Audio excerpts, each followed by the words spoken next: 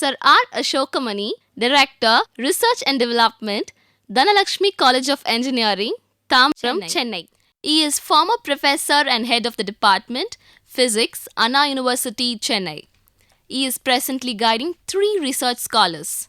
He has more than 44 years of UG and PG teaching experience and 33 years of research experience. 14 research scholars have obtained doctorate under his guidance in the area of material science and solid-state physics. He has more than 150 research publications to his credit, of which 90 are in international journals. He has authored a book on solid-state physics, which is an international publication. He has participated in several international conferences, both in India as well as in foreign countries such as USA, UK, France, Germany, Italy, and Yugoslavia. He has been a guest scientist at ICTP, Italy, several times. He is a fellow and treasurer of Tamil Nadu Academy of Sciences. Welcome to the UGC lecture series delivered for the BSc Physical Sciences students who are doing the paper on applied electronics, in continuation with what we have been seeing in the unit 4 of the paper. We have been seeing natural radioactivity, and in this lecture the contents will be gamma radiation, conditions for equilibrium, nuclear equations, decay of radionuclides. I told you in the last lecture that the artificial radioactivity consists of 3 kinds of emissions. One is alpha particle, the other is the beta particle, and the third one is the gamma radiation, and the distinction between these 3 were evaluated by Henry Becquerel himself. Along with Becquerel, so many other people whose names were mentioned in the last lecture, they were also responsible in determining the nature of alpha, beta, gamma radiations. As I told you in the last lecture, alpha particle is nothing but the helium nucleus. You look at a periodic table, helium contains 2 electrons, and in the nucleus there are 2 protons and 2 neutrons. So, the mass number is 4, that is the alpha particle. That one comes as follows, as shown in the diagram. From uranium 238 you have the alpha particle coming out, right. The alpha particle is coming here, and 238 becomes 234, that is 4 mass number is reduced by 4, because the 4 refers to the mass carried by the alpha particle. So, alpha particle is nothing but the helium nucleus containing 2 protons and 2 neutrons. The mass number is 4. Okay, that is the alpha particle. Now, what about the beta particle? Now, before going to the beta particle, let me introduce to you what is the parent nucleus and what is the daughter nucleus. Parent daughter nuclei. Alpha particle of uranium 238, you got 238, that is called a parent nucleus. The decay event occurs, and the decay leads to emission of an alpha particle with mass number 4, and the daughter number, as I told you, this is called the daughter nucleus, right. 4, you got a 4, that is the mass number, you got the daughter nucleus, which obviously should be having the mass number 234. Out of 238, 4 has gone, 4 has been given to the helium. So, 234 plus 4 makes 238. So, the mass number is reduced in the daughter nucleus by 4. So, you got thorium, uranium being converted into thorium with the mass number 234. This of course we call as nuclear transportation. The nucleus has been changed from uranium to thorium with the emission of an alpha particle, right. So, this is called the parent nucleus, this is called the daughter nucleus, and that is the emission of alpha particle.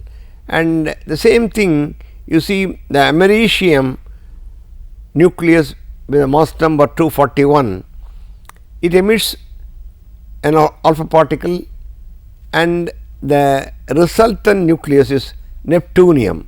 So, americium with mass number 241 is transformed, or it undergoes transportation to neptunium nucleus with mass number 237.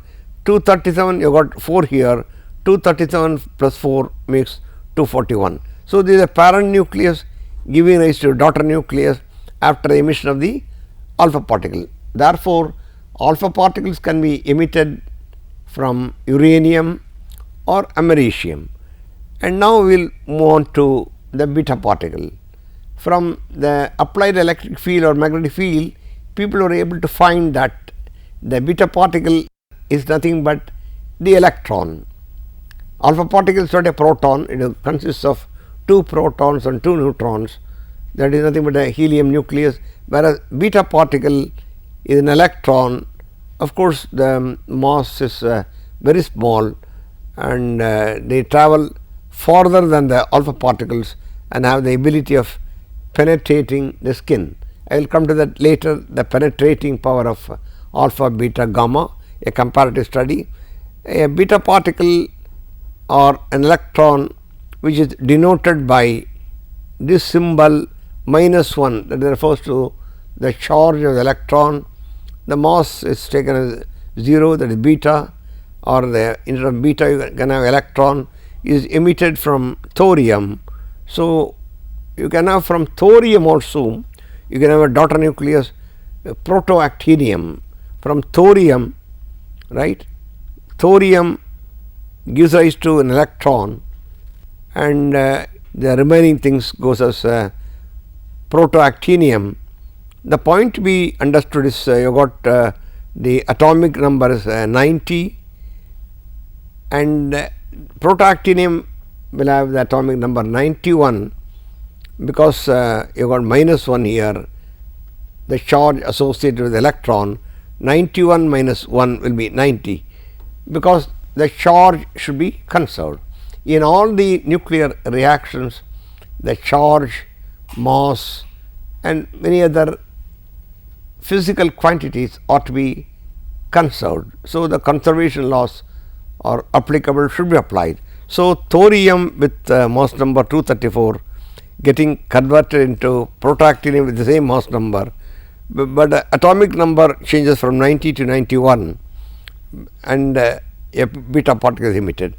So, this is an example of beta emission, and gamma rays are nothing but high energy photons. For that, how do you get high energy photons? You have to look at the nuclear energy levels. How do you get this light here?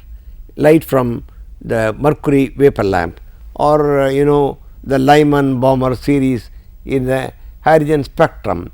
It is because of the electronic energy levels. Similarly, you should look at the nuclear energy levels, the energy levels of the different nuclei. When the electron is coming from the higher state to the lower state, the nuclear energy difference will be coming out in the form of photon. The electromagnetic spectrum shows different forms of radiation, and the gamma ray having the highest energy, making them potentially most dangerous to humans and so on. And the gamma radiation, the example will be the parent nucleus cobalt, giving rise to the daughter nucleus nickel 60. You got cobalt 60, nickel 60, and you got gamma rays coming here, right. The parent nucleus gives rise to an electron, right. An electron here The daughter nucleus will be again the mass number remains the same 60, and electron is coming here, and along with that there will be gamma radiation. In the next slide I will be showing the energy levels, right. So, the energy levels of the cobalt to nickel, okay, the energy levels are responsible for the emitted energies associated with the gamma radiation. They are the energies associated with the gamma radiation. So, when the nucleus goes from this energy state to this energy state, the energy difference 1.1732 million electron, MeV refers to million electron volt, that gives rise to the gamma radiation. So, this energy should be equated to h nu, as all of you know. Therefore, the example will be, you have cobalt 60 giving rise to nickel 60 and an electron and 2 gamma photons. So, the gamma ray, you got that here, it consists of 2 photons. So, the process is the following: cobalt nucleus is getting transformed into nickel nucleus with the emission of an electron and 2 photons. That is example for gamma emission, okay. And the point to be understood or remembered is 60 and 60. So, the mass number is conserved. Now, what about a charge? You have got 27 here, charge also is to be conserved. I have written charge conservation. 27, you have got 28 here, minus 1 here. Because it is 28 and you have got minus 1 here, the charge is conserved. The mass number should be conserved, the charge should be conserved, all the conservation laws should be obeyed in nuclear reactions, okay. These are the energy levels of the nuclei of cobalt and the nickel, right. From the energy levels one can explain how gamma radiations are coming and what are the energies associated with the gamma radiation. Gamma radiation is nothing but light radiation. It is something similar to light radiation, but the energy is so high that it will be able to penetrate even lead sheets, paper, mica, all the materials will be, even cement block will be penetrated by the high energy radiation, okay, that is the gamma radiation. So, gamma radiation is nothing but photons. Here is the comparative study between the 3 radiations coming from any natural radioactivity. Natural radioactivity consists of alpha, beta, gamma. Alpha, as you know, it is nothing but the nucleus of the helium atom. Second is beta is an electron, gamma is something like light radiation, but much more powerful, the energy is very powerful. So, the power associated with gamma radiation is clearly depicted in this diagram. You see, alpha radiation is coming here by the human skin, it can be stopped. The penetrating power is not very high. The human hand will be able to stop the alpha radiation, or paper stops alpha, whereas the beta radiation will penetrate the paper or thin mica will be penetrated, the skin will be penetrated, the beta particle electron will pass through the skin and it will be stopped by a thin aluminum, will be able to stop the beta radiation, the electrons can be stopped. On the other hand, gamma cannot be stopped even by aluminum block, and even a thick lead block will not be able to stop the gamma radiation. If you allow the gamma radiation, it will pierce through the wall. You have got the walls here, and the gamma radiation will be able to pierce through the walls. So, the gamma radiation is having very high energy. The gamma radiation is used to as a NDT tool, non-destructive tool, to detect the flaws in the components and so on. So, gamma radiation is a high power radiation. It is much higher than, look at the electromagnetic spectrum, it is much higher than X-rays. The thick lead reduces gamma, it does not stop, and it has got biological and medical implications, right. You use gamma ray for very many applications. The radioisotopes for curing cancer and so many other biological and medical applications are associated with the gamma, and so you talk of gamma camera and so on. Okay. We now talk about what is called the positron emission. When you are talking about these nuclear transportations, what do you mean by nuclear transportation? I told nickel, cobalt going to nickel and americium. I mentioned about very different nuclei, americium, protoactinium and so on. So, the nuclei are transformed, they are called the nuclear transportations. So, similarly now if you have carbon 14 giving rise to a beta minus, that is electron, then you have go to nitrogen 14 containing 7 protons and 7 neutrons plus what you call a anti-neutrino and electron. So, the electron will be coming from carbon 14 giving it electron. On the other hand, carbon 10 will give rise to a positron. What is a positron? Positron is a antiparticle of the electron. Electron has got a negative charge and positron is having a positive charge, and the mass is exactly the same as that of the electron. Here again I want to impress upon you the charge is conserved. You have got 6 protons here, and when you have here 5 protons, the boron has got 5 protons, but another positive charge is coming from positron. So, positron carries a positive charge, you see a plus sign here. So, 5 plus 1 6 will be equal to 6 protons.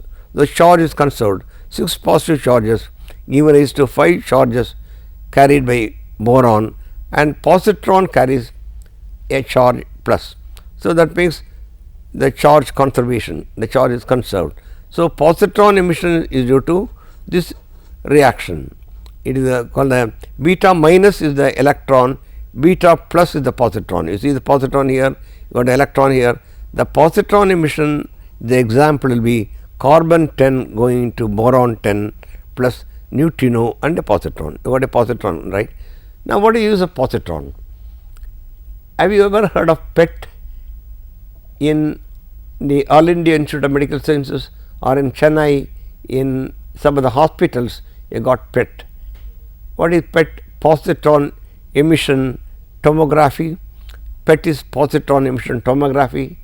We should be able to identify or differentiate between the malignant and non-malignant cells. In the human system, the cancerous cells or differentiating non-cancerous and cancerous cells will be done by PET. A PET is a very good tool, the positron emission tomography. You have a CAT scan and similarly PET scan. A positron beam can be used to find out the spread of cancer in the human or the animals. A positron is nothing but an antiparticle of the electron. Here comes another example, potassium with mass number 39 giving rise to argon with again mass number 39 and an electron. Now, with regard to the charge conservation, you got 19 is the atomic number, here you got 18, 18 plus 1 makes 19 and 39 plus 0 is 39. So, the mass number is to be conserved, the charge also is to be conserved, 19 here 18 plus 1 that is 19. A positron is emitted during this reaction. There are very many reactions which are shown in this table, wherein you have got E plus emission. E plus is the positive electron, that is the positron, right. E plus, E minus is the electron, E plus is the positron. So, these mostly proton rich radionuclides are used in positron imaging. Positron imaging is nothing but the PET scan, which is of immense use in oncology, in the field of cancer treatment. You screen the patient, you see the area where you got cancerous cells using what you call a positron emission tomography. Now, the commonly encountered radionuclides, that is the one that we will be discussing now. Which nuclides are radioactive? Whether all nuclei in a periodic table, whether all atoms give rise to radioactivity. As I told you, this question was raised by Madame Curie after the discovery of radioactivity by Becquerel. She thought what other nuclei, other atoms will give rise to radioactivity, and it is found that radioactivity is given out by nuclei whose atomic number is greater than that of bismuth, which is got 83 protons. 83 is the atomic number of bismuth, and the heavier nucleus or the heavier nuclei will be able to give out alpha, beta, gamma. So, the natural radioactivity will be coming from heavier nuclei. The heaviness should be greater than 83, and those nuclei, their atomic number is greater than 83, they are called heavy nuclei. I will come to light nuclei whose atomic number is less than 83, less than that of the atomic number of bismuth. They are called the lighter nuclei. These are the heavier nuclei. Okay. So, the nuclei with fewer than 83 protons, if the proton number is less than 83, they are called light nuclei. While there are hundreds of radionuclides, many of them are rarely encountered. People are much more likely to encounter a few that are used routinely for medical, military or commercial purposes. So, the radionuclides are got a lot of applications. The list below discusses 6 radionuclides. They are the ones most commonly used and most commonly found. Some 3000 nuclides have been discovered thus far, and most of them are unstable. 6 commonly used radionuclides are the following: americium 241, cesium 137. Where do you find cesium in the periodic table? In the first group you got cesium, right? Cesium with atomic number 55. 137 refers to the mass number of protons and the number of neutrons. Cobalt 60. Cobalt is again cobalt therapy. Where do you use cobalt? Cobalt is in all cancer hospitals use cobalt, iodine, cesium, strontium. Again, iodine has 2 mass numbers 129, you got 131, strontium 90, technetium 99. Technetium is again another radioactive element in a periodic table, one of the elements which has got a HCP structure which is radioactive is technetium. These are some of the commonly encountered radionuclides. Unstable nuclei decay by spontaneous fission, which are unstable. The nuclei which are having their atomic numbers greater than that of bismuth, namely 83, they are unstable.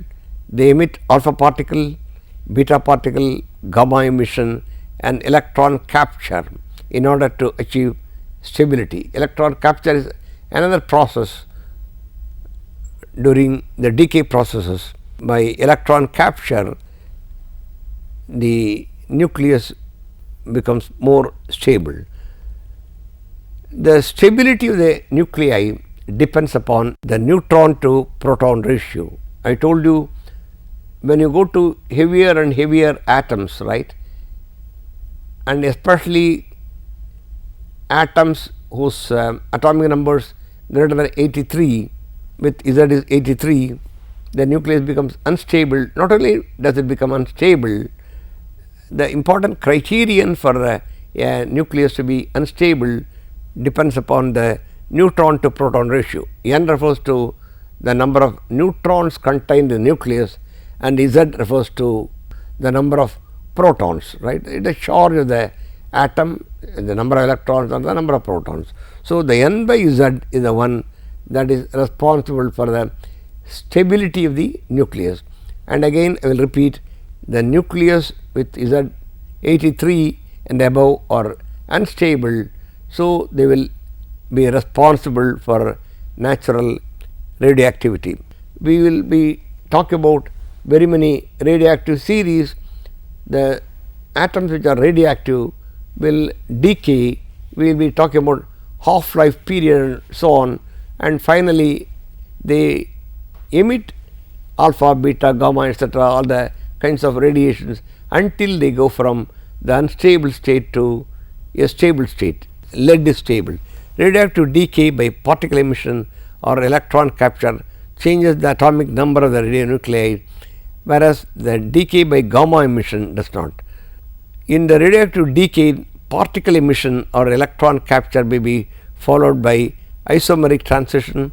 In all decay processes, the energy, mass and charge of radionuclides must be conserved. This is the point I have been repeatedly telling. The charge should be conserved, mass and energy in all the nuclear reactions are to be conserved. Examples of each of the decay processes which I mentioned earlier are given here in the slides to come. Alpha decay, as all of you know, uranium 235 will go to thorium 231 and alpha particle whose mass number is 4. Mass number 235, 231 plus 4, 235, the mass is conserved. Here the charge 90 plus 2, 92, the charge is conserved. Now, what is beta decay? A neutron becomes a proton giving rise to electron. So, that is the beta decay. And similarly, now you have got the positron becoming a neutron and an electron here. Then here comes the electron capture giving rise to gallium going to zinc. So, these are some of the decay processes which I wanted to tell you. Now, let me pass on to summary of this talk. Almost all elements that are heavier than bismuth, which has got 83 protons, have an unstable nucleus. Some of the commonly encountered radionuclides are americium 241, cesium 137 and cobalt 60. Natural radioactive decay series are uranium 238, uranium 235 and thorium 232. Unstable nuclei decay by spontaneous fission, alpha particle, beta particle or gamma emission or electron capture in order to achieve stability. The questions which I am going to ask now to test your understanding are: what are radionuclides? Mention the various radioactive decay modes. Describe the penetrating power of the different radiations. What is positron emission? With this we come to the end of this lecture.